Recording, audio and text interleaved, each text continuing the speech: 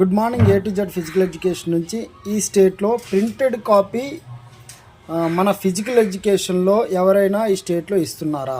ఇవ్వట్లేదు. కొంతమంది ఇంగ్లీష్లో ఇస్తున్నారు, బోర్డు మీద ఇలా రాస్తున్నారు, అలా చెరిపేస్తున్నారు.